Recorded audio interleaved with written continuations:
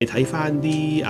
國安法實施6年嚟咧，你見到其實我哋喺工作方面咧，第一我哋咧係要登高望遠嘅，既有咧呢個全局觀了解到咧其實國家安全咧係一個多元素嘅一個組成，唔單止金融安全，亦都包括其他方面安全咧係環環緊扣嘅。咁另一方面咧就係要望遠，點解咧？因為好多時我哋嘅工作咧係需要有預見性嘅，睇下有乜嘢嘅國家安全嘅風險，我哋要喺事前做部署。咁所以咧登高望遠係重要。咁呢個意識咧其實都要咧係繼續去加強。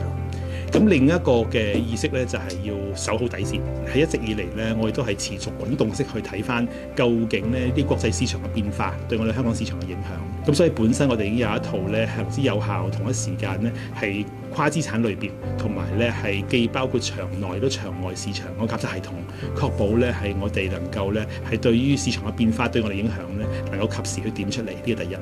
咁第二方面咧，我覺得係中長期嘅，就係我點樣能夠咧係利用好喺國家安全之下，香港個咁安全嘅、咁平穩嘅國際公認嘅呢個咁嘅平台咧，能夠進一步發揮我哋作為國家嘅國際金融中心嘅角色同作用，包括例如話係作為融資中心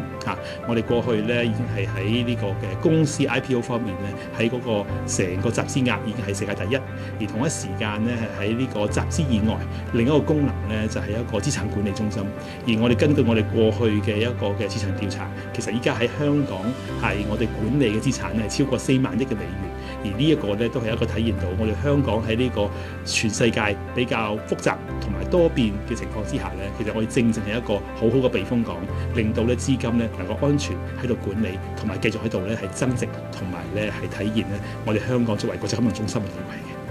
所以只要我哋咧係守好我哋嘅底線，做好香港作為呢個資金避風港嘅角色咧，同埋咧係喺國際市場上邊咧係廣交結友，拓闊我哋嘅朋友圈，自然咧係能夠咧為我哋國家安全咧係搭起一個更加全面嘅屏障。